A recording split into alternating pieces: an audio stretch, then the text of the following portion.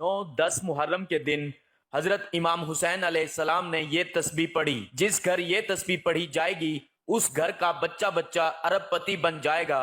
बेशक आजमा लो। बिस्मिल्लाहिर्रहमानिर्रहीम। मोहतरम नाजरीन, आज मैं आपको एक ऐसी सूरत के बारे में बताने जा रहा हूँ जो मेरे इमाम हुसैन रजी अल्लाह ताला अन्हो ने शहादत के बाद जब आपके सरे अनवर को दमिश्क के बाजारों में फिराया जा रहा था, 3 दिन तक आपके सरे अनवर को नेज़े की नोक पर दमिश्क के बाजारों में फिराया गया। और मेरे इमाम ने जो उस वक्त जब आपका सरे अनवर नेज़े पर था उस वक्त भी आपकी जुबान अनवर से कुरान मजीद की तिलावत की आवाज आ रही थी। तो उस वक्त मेरे इमाम आली मकाम ने कुरान की जिस सूरत की तिलावत की, आज मैं उसके बारे में बताऊंगा। और ये सूरत 9 और 10 मुहर्रम के दिन जिस घर में पढ़ी जाएगी उस घर का बच्चा बच्चा अरबपति बन जाएगा। उस घर में पूरा साल रिज़्क की कमी नहीं आती, कभी फाका नहीं आता, तमाम बीमारियां उस घर से खत्म हो जाती हैं।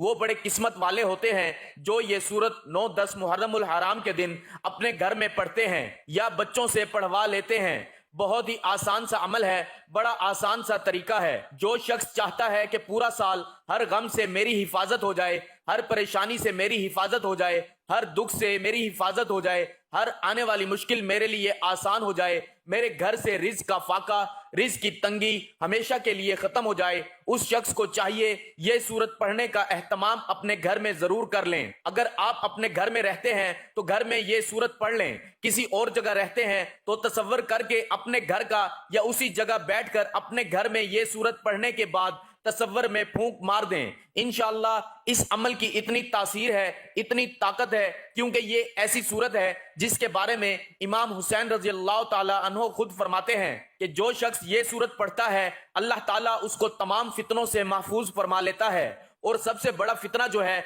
वो दज्जाल का फितना है। और आप फरमाते हैं अल्लाह ताला उसको दज्जाल के फितने से महफूज फरमा लेता है। ये सूरत ऐसी है कि अगर कोई बंदा इसको पढ़ लेता है तो कर्ज की अदायगी में आसानी हो जाती है। अल्लाह ताला इस सूरत के पढ़ने वाले की ऐसी गैबी मदद फरमाता है, क्योंकि ये सूरत उसके पढ़ने वाले और जिसने अपना करबला की सरजमीन पर सब कुछ, तन मन धन सब कुछ अल्लाह के रास्ते में कुर्बान कर दिया था, उन्होंने ये सूरत नेज़े पर चढ़कर भी पढ़ी थी। इसलिए ये सूरत इतनी प्यारी है कि मुफस्सिर और सूफिया फरमाते हैं कि जो बंदा ये सूरत पढ़ता है अल्लाह ताला हमेशा की मोहताजी से उसको महफूज फरमा लेता है। अगर वो मकरूज हो तो कर्जे की अदायगी में आसानी हो जाती है। अगर उसके दुश्मन बहुत ज्यादा हो तो अल्लाह उसकी हिफाजत फरमाता है।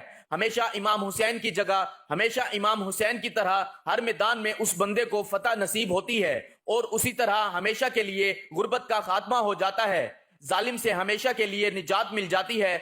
अगर कोई औरत हामला है, हमल के साथ है, उसके पेट में बच्चा है तो उसकी हिफाजत के लिए ये बहुत मौसर सूरत है। और एक बुजुर्ग का कौल तो यहाँ तक है, अगर कोई बंदा मस्जिद में बैठकर खलूस नियत के साथ इस सूरत को पढ़े, उसके बाद एक सजदा करे, सजदा रेज होकर अल्लाह के हजूर अपनी किसी भी हाजत के लिए, खासकर रिज्क से खलासी के लिए दुआ करें, तो अगले ही दिन उसके कर्जे का इंतजाम हो जाता है।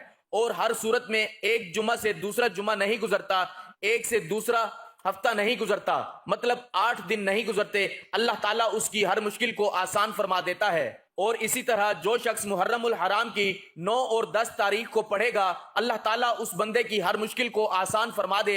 और मैं आपको बता रहा था कि इमाम आली मकाम इमाम हुसैन रजी अल्लाह ताला अन्हो की तिलावत किसी हाल में ना छोड़ना और रब की बारगाह में सजदा किसी हाल में ना छोड़ना। जान जाती है तो चली जाए, सब कुछ कुर्बान करना पड़ जाए, लेकिन ईमान को ना जाने देना, कुरान को ना जाने देना। कुरान के साथ, नमाज के साथ, सजदों के साथ अपनी पेशानियों को हमेशा तर रखना, कुरान की तिलावत से अपनी जुबान को हमेशा तर रखना। दुनिया में भी इज्जत मिलेगी, कल कयामत के दिन भी इज्जत मिलेगी। इसलिए नाज़रीन, बड़े अहम दिन हैं, बड़ी सुहानी घड़ियां हैं। आप भी अपने घरों के अंदर जरूर इमाम हुसैन अलैहिस्सलाम की नियाज का भी एहतमाम करें और साथ ही इस सूरत का पढ़ने का भी जरूर एहतमाम करें। मैं आपको बता दूं, बहुत निहायत कीमती अमल और कीमती बातें आपको बता रहा हूं, और इन बातों को और इस अमल को जरूर मुकम्मल सुनकर समझ कर कीजिएगा। इंशाअल्लाह आपकी नस्लें आबाद हो जाएंगी, आपका मुकद्दर संवर जाएगा, आपकी जिंदगी संवर जाएगी, आपके हालात बदल जाएंगे। क्योंकि ये 2 दिन बड़े अहम दिन होते हैं। इसमें यौम आशूरा का दिन भी है और वैसे भी ये मुहर्रमुल हराम जो है ये जुमातुल मुबारक और हफ्ते के दिन आ रहा है। 9-10 جو ہے وہ جمعہ اور ہفتہ کی آ رہی ہے، تو آپ جمعۃ المبارک کے دن اس سورت کو پڑھنے کا اہتمام کریں، ہفتہ کے دن بھی اس سورت کو پڑھنے کا اہتمام کریں۔ ہر سال اس عمل کو کسی چیز پر لکھ کے محفوظ کر لیں اور آگے اپنے دوست احباب تک بھی ضرور پہنچائیں۔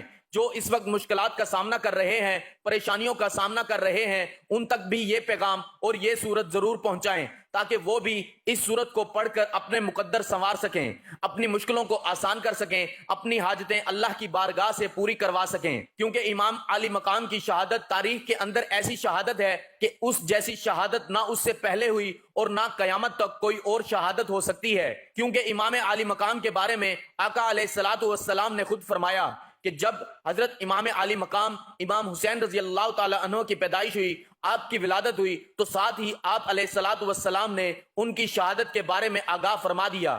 حضرت ام سلمہ رضی اللہ تعالی عنہ بیان فرماتی ہیں کہ آقا علیہ الصلوۃ والسلام نے فرمایا کہ جبرائیل امین نے مجھے ابھی ابھی اطلاع دی ہے کہ میرا فرزند سر زمین فرات میں شہید کیا جائے گا۔ میں نے جبرائیل سے کہا کہ اس کے مقتل کی مٹی لا دکھاؤ، پس وہ مٹی لائے، پھر وہ مٹی حضور علیہ الصلوۃ والسلام نے ام سلمہ رضی اللہ تعالی عنہا کو دی اور فرمایا کہ جب یہ مٹی خون میں بدل جائے تو سمجھ لینا میرے بیٹے کو شہید کر دیا گیا ہے۔